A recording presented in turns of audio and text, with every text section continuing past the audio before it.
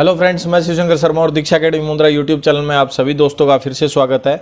आज हम कर रहे हैं एजुकेशन एंड ब्रिटिश रूल। ठीक है, ये इंग्लिश आपका हिस्ट्री का चैप्टर है और इसमें हमने एक वीडियो पहले बना दिया। अगर आपने वो वीडियो नहीं देखा है तो आपको अच्छे से समझ में नहीं आएगा, इसलिए मैं कहूँगा कि आप आई बटन को टैप करें और वो पहले वाला वीडियो एक बार देख लें।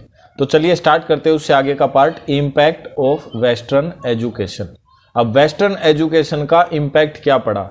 अब देखो, अगर कोई भी आदमी अपनी चीज़ों को छोड़ करके दूसरे की भाषा पढ़ेगा तो उसके ऊपर क्या इम्पैक्ट पड़ेगा, उन चीज़ों के बारे में हम समझते हैं। तो अंग्रेजों का राज था, उनने ज़बरदस्ती अपने को इंग्लिश एजुकेशन पढ़ा दी और ज़्यादातर ऐसी चीज़ें जोड़ दी जो उनके लिए प्रॉफिटेबल थी। तो उसका हमारे ऊपर क्या इफेक्ट पड़ा, चलिए देखते हैं। These measures introduce a new and very different system. In measurement से एक नया सिस्टम निकला जो बिल्कुल अलग था पढ़ाई के लिए। ठीक है, द एम्स ऑफ एजुकेशन, इस पढ़ाई का जो उद्देश्य था, सिस्टम वर डिसाइडेड डिक्टेटेड मतलब हो गया जैसे जबरदस्ती थोप दिया गया हो कोई। ठीक है, जैसे तानाशाही।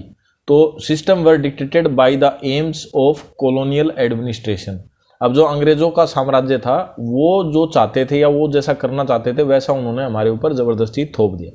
Teachers lost the freedom to decide, teachers जो थे उन्होंने खो दी freedom decide what to teach, कि क्या पढ़ाना चाहिए, एंड हाउ टू टीच, और कैसे पढ़ाना चाहिए। मतलब टीचर अपनी मर्जी से नहीं पढ़ा सकते। दे बिकम गवर्नमेंट सर्वेंट, वो हो गए सरकारी नौकर, and were paid low salaries, और उन्हें बहुत कम सैलरीज दी जाने लगी।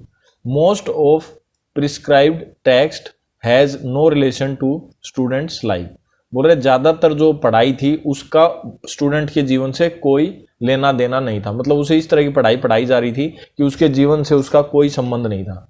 Imparting education become a ritual not unlike the rote learning of the indigenous system, यानी जो देसी सिस्टम है हमारा जो चलती आ रही थी। देखो, अगर आप अपनी संस्कृति से जुड़े हो और उसी से मिलती जुलती पढ़ाई पढ़ रहे हो तो आपके जीवन में वह बहुत कामयाब होगी। लेकिन अगर वो आपका बिल्कुल भी नहीं मिल रही है आपकी सिस्टम से एजुकेशन, तो वो सारी आपके लिए खराब हो जाएगी।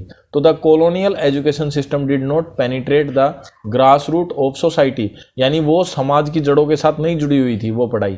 There was a death of primary schools in villages, और जो प्राइमरी स्कूल थे यानी प्राथमिक विद्यालय जो थे 1ली से 5वीं क्लास तक के, उनकी हालत तो बहुत ही खराब थी। Schools were open only to boys, school सिर्फ बच्चों के लिए, लड़कों के लिए खोले जाते थे। By the beginning of 20th century, 20वीं शताब्दी में 3 out of 4 children grew up, 3 बोल रहा है 3 जो है वो ग्रो अप हो जाते थे विदाउट एनी एजुकेशन। बोल रहे 20वीं शताब्दी में अंग्रेजों की जो एजुकेशन थी या उस टाइम पे जो एजुकेशन थी उसके हिसाब से बताते हैं कि 4 में से 3 तो बिना पढ़े लिखे रह जाते थे। Scientific and technical education also lagged behind greatly, और जो साइंटिफिक यानी वैज्ञानिक जो पढ़ाई थी और जो क्या थी टेक्निकल एजुकेशन थी, जो आप इंजीनियर वगैरह बनती हो, ये तो बहुत कोसों दूर थी। Education was too expensive to be affordable for everyone, और पढ़ाई जो है वो बहुत महंगी थी हर किसी के लिए।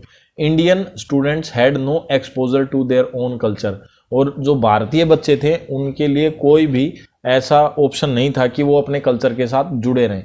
दे regarded their heritage as a source of embarrassment rather than pride, और उनकी जो हेरिटेज थी मतलब उनकी जो सांस्कृतिक विरासत थी वो उसके जो भी सोर्स थे वो इस तरीके से बना दिए थे कि भाई उनको सुन करके हमें गिल्लानी फील हो, मतलब गिल्टी फील हो प्राइड की बजाय। समझ गए कि हमें सिर्फ ऐसी, देखो अभी आप अगर पढ़ोगे तो हमें सिर्फ पढ़ाई में ऐसे ही चीज़ों के बारे में बताया था कि भाई अंग्रेज तगड़े थे, ये था वो था, मतलब सारा जब जो सब कुछ थी, जो भी स्टडी थी वो सिर्फ अंग्रेजों के बारे में ही पढ़ाई गई कि मतलब वो महान थे। और हमारे देश में बहुत सारे महान इतिहासकार और मतलब फ्रीडम फाइटर भी हुए, बहुत सारे जबरदस्त आदमी हुए, लेकिन उनके बारे में कहीं पर कोई भी पढ़ाई नहीं, और उन चीज़ों को घुमा फिरा के या तरोड़ मरोड़ के खराब करके प्रदर्शित किया गया, जिससे हम क्या फील करें कि हम तो हैं ही ऐसे, हम तो हैं ही नालायक। ठीक है, तो जिससे क्या हुआ कि हमारी एजुकेशन सिस्टम ने मनोबल आदमियों का तोड़ दिया और वो खराब होते चले गए। हाउएवर, फिर भी western education acted as a unifier for people belonging to different region, बोल रहा है फिर भी बोल रहा है जो वेस्टर्न एजुकेशन है उसने कुछ आदमियों को, अलग अलग रीजन में रहने वाले कुछ आदमियों को क्या किया, बांध दिया। देखो इसके कुछ कारण हैं। ये दूसरी लैंग्वेज भी इसका काम कर सकती थी, इसका कंपलसरी नहीं था कि इंग्लिश ही इसका काम करे। ठीक है, और भी बहुत सारी एजुकेशन थी जो इसका सहयोग कर सकती थी। बोल रहा है of our country by giving them a means of communication with each other, हर एक दूसरे से बात करने के लिए मीन ऑफ कम्युनिकेशन जो है वो ये एक लैंग्वेज बन गई। It help to spread modern idea, और एक नया ही आइडिया फैलने लग गया। क्या था वो? रेशनलाइज्म, ठीक है, democracy, nationalism and the scientific Sprite, ये जिसके अंदर चीजें घुसी हुई थी। डेमोक्रेसी मतलब गणतंत्रता, गणतंत्रता मतलब आप सुनते होंगे कि आदमी सरकार को चुने। फिर नेशनलिज्म यानी देशभक्ति की भावना आ जाए, ठीक है, और साइंटिफिक स्प्राइट हो मतलब वैज्ञानिक सोच के साथ। Also education was now on longer limited to a particular caste और ग्रुप, एक पर्टिकुलर कास्ट या किसी पर्टिकुलर ग्रुप के लिए ही एजुकेशन होती थी। मतलब बहुत सारे बदलाव हुए थे जो हमारे लिए हार्मफुल ही थे, किसी भी तरीके से फायदेमंद नहीं थे। फिर उसके बाद क्या हुआ? इंडियन रिफॉर्मर्स आ गए। रिफॉर्मर क्या होता है? जिन्होंने कोशिश की कि मतलब इस भाषा को सुधारेंगे या मतलब एजुकेशन को सुधारने में। देखो किताबों के हिसाब से ये रिफॉर्मर हो सकते हैं, लेकिन आपको अपने हिसाब से सोचना है क्या रियल में वो रिफॉर्मर थे या नहीं थे, ठीक है। तो मैं ऐसा क्यों कह रहा हूँ? क्योंकि ये चीजें जब तक समझ में नहीं आती ना, तब तक हम आंख बंद करके विश्वास कर लेते हैं, तो वो बाद में हमारे लिए हार्मफुल होती है। तो इसलिए हमें देखना चाहिए कि ये चीजें हमारे लिए सही हैं या गलत हैं। तो due to the problems mention above, the new system of education come to be question by Indian intelligentsia, ठीक है। तो जब ये सारी चीजें हुई तो जो भारत के जो मतलब पढ़े लिखे लोग थे या थोड़े बहुत जो विद्वान थे, उनके दिमाग में इन समस्याओं से सुलझने के लिए या बचने के लिए कि भाई क्या करना चाहिए, they wanted the education system to give due importance to Indian culture. वो चाहते थे कि एजुकेशन इस तरह की हो जिससे भारतीय कल्चर को बढ़ावा मिले, मतलब हम अपनी संस्कृति के साथ जुड़ें। Their effort to change the system were also part of growth of the nationalist movement. और ये बोल रहा है कि उनका जो एफर्ट था, ठीक है, सिस्टम के खिलाफ, ठीक है, वो भी क्या था? एक हिस्सा था कि भाई राष्ट्रीय मतलब लोगों के अंदर क्या हो? राष्ट्रीयता जाग जाए।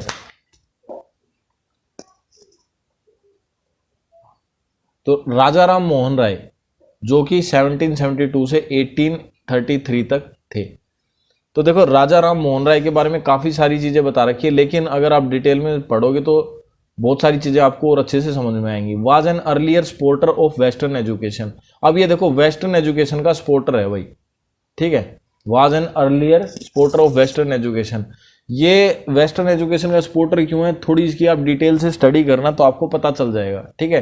ही set up the Hindu College in Calcutta in 1870 was David Hare, ठीक है। और ये मतलब कौन से कॉलेज में पढ़े थे? हिंदू कॉलेज कलकत्ता में 1817 में, David Hare. He also founded the Vedanta college which combined Indian and western learning. और इन्होंने वेदांता कॉलेज का निर्माण किया जिसमें भारतीय और वेस्टर्न एजुकेशन एक साथ पढ़ाई जाए, ठीक है। लेकिन ऐसा कुछ होता नहीं है भाई, दो कल्चर एक साथ मिलकर पढ़ाए, लेकिन ऐसा कुछ हुआ नहीं। ईश्वर अगर होता तो बहुत अच्छा होता है, इंडियन और वेस्टर्न कल्चर अगर एक साथ पढ़ाए जाते तो बहुत बेस्ट होता, ठीक है। ईश्वर चंद्रा विद्यासागर, फिर ईश्वर चंद्र विद्यासागर थे 1820 से 91 तक। Was a staunch advocate of women education, जो कि औरतों की शिक्षा के बारे में मतलब उन्होंने स्टॉन्च एडवोकेट थे किसके मतलब उन्होंने वकालत में कहा कि भाई औरतों को भी शिक्षा देनी चाहिए। He was the principal of Sanskrit college where he develop new methodology of teachings. ये एक संस्कृत कॉलेज के क्या थे? प्रिंसिपल थे, और इन्होंने नई मेथडोलॉजी पढ़ाने की नई मेथडोलॉजी ढूंढी, ठीक है। फिर बोल रहे हैं the theosophical society led by Annie Besant. फिर एक थियोसोफिकल सोसाइटी थी जो एना बेसेंट ने बनाई थी। सेटअप स्कूल फॉर बोथ, जिसमें दोनों के लिए स्कूल खोले गए। किस किस के लिए? लड़के और लड़कियों के लिए। तो देखो हमने पढ़ा था अभी तक सिर्फ लड़कों के लिए स्कूल थे और लड़कियों के नहीं थे। अभी क्या हो गया? लड़के और लड़की दोनों के लिए। She also founded the Central Hindu College at Banaras in 1898। इन्होंने एक कॉलेज खोला बनारस में, कब? 1898 में। देखो ये जो कैसे स्कूल खोल पा रहे थे, सोचो। तो जो ग्रांट पास होते थे ना जितने भी सरकारी, वो सिर्फ उन्हीं लोगों को दिए जाते थे जो वेस्टर्न एजुकेशन को और इंग्लिश को लागू करे। तो मतलब पैसे उनको दिए जाते थे। Which was later known as the Banaras Hindu University, जो बाद में बनारस हिंदू यूनिवर्सिटी के नाम से प्रसिद्ध हुई। The Arya Samaj founded by Dayanand Saraswati institute, the Dayanand Anglo वैदिक स्कूल एंड कॉलेज, ठीक है। अब आर्य समाज ने क्या किया? दयानंद सरस्वती वैदिक स्कूल खोल दिया 1824 से 35 के बीच में। Schools and college they taught western science, जो वेस्टर्न साइंस पढ़ाए थे, वाइल जबकि inculcating Indian value in the students at the same time, और भारतीय वैल्यू भी उनकी मापी जाती थी। The Ramakrishna Mission was founded by the Swami Vivekananda, और स्वामी विवेकानंद के द्वारा रामकृष्ण मिशन की भी स्थापना की गई थी। कब? 1897 में। ही, अब ये क्या बोल रहा है, he advocating the combining the western science and Vedanta, वो भी क्या करते थे भाई, वेस्टर्न साइंस और क्या मतलब इंडियन साइंस, इंडियन जो एजुकेशन है उन दोनों को एक साथ पढ़ाए जाएंगे वेदांत में। The need for modern education began to the emphasis among the Muslim communities after the revolt of 1857, 1857 की क्रांति के बाद ये बोल रहे कि मॉडर्न एजुकेशन शुरू हो गई। There was concern in the community about the worsening economic condition of the people, ठीक है, और लोगों की आर्थिक जो स्थिति है वो और ज़्यादा खराब होती गई। The upliftment of Muslim women was also an area of concern, फिर बोल रहा है जो मुस्लिम औरतें थीं उनका भी जीवन बहुत खराब था, तो उसको भी ऊपर उठाने के बारे में काफ़ी कोशिशें की गई।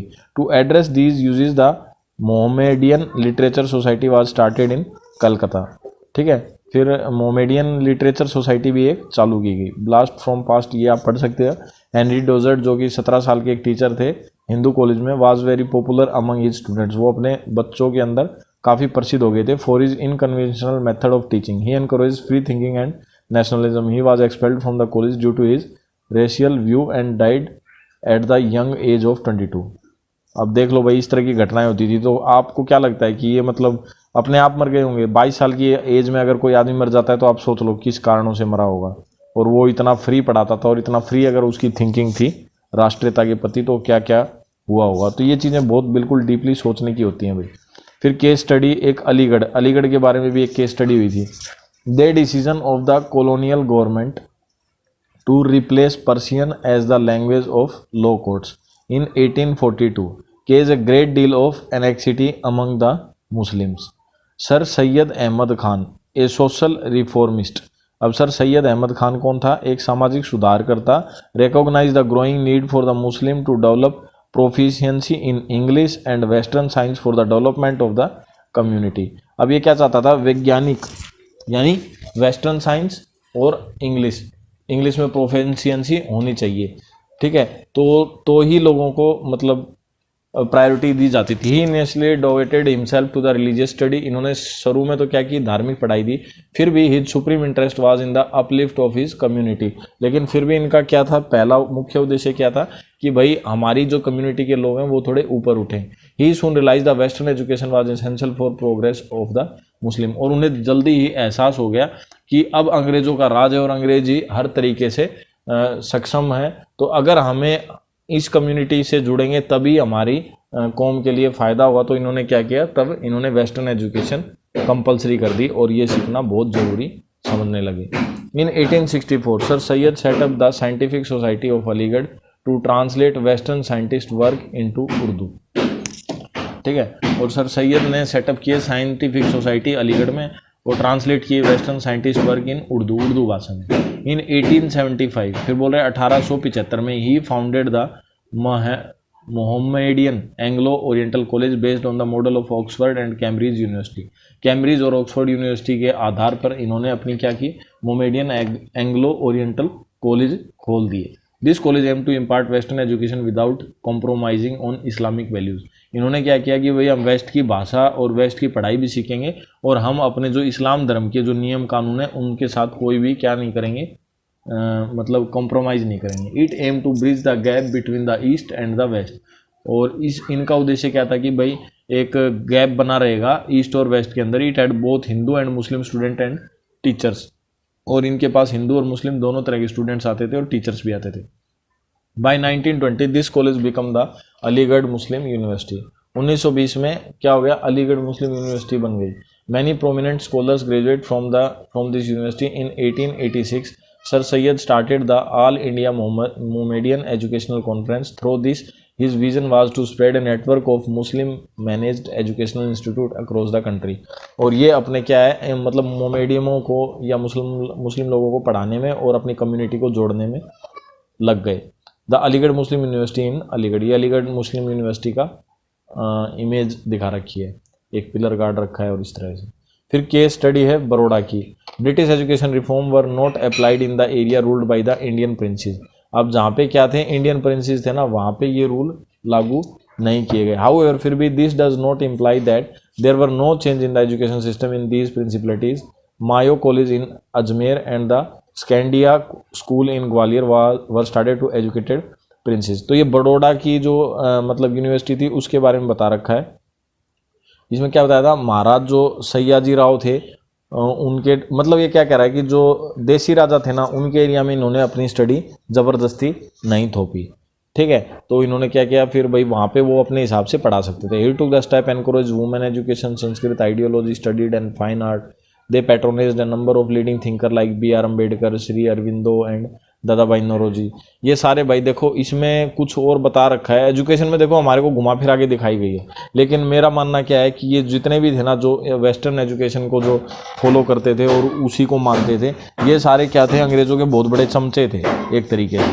ठीक है, और ये इस तरीके से बोलते थे कि भाई लोगों को ऐसा लगे हाँ भाई ये तो हमारे लिए ज़रूरत ही है, इसके बिना तो हम मर ही जाएंगे। जैसे कोई मार्केटिंग वाला आता है ना, और वो चीज़ों को बेचने के लिए बोलता है कि अगर ये नहीं लोगे तो ऐसा हो जाएगा, इतना बड़ा ऑफर चल रहा है, ये चल रहा है, वो चल रहा है, और वो उल्लू सुल्लू बना करके और आदमियों को लूट ले जाता है। सेम वही सिस्टम था। ये अंग्रेजों के इतने तगड़े चमचे थे कि जो अंग्रेज बोलते थे उसी तरीके से ये बातें करते थे। मेरा ऐसा मानना है भाई, बाकी आप समझ सकते हो जो भी हो। फिर नेशनल एजुकेशन के बारे में बोला, national education movement was born as the resistance against the repression by the British. Satish Chandra Mukherjee was a pioneer in the education who envision nationalism as love for the country and its people. He instituted the national council of education. इन्होंने NCA का भी गठन किया था। किसने किया था? सतीश चंद्र मुखर्जी ने।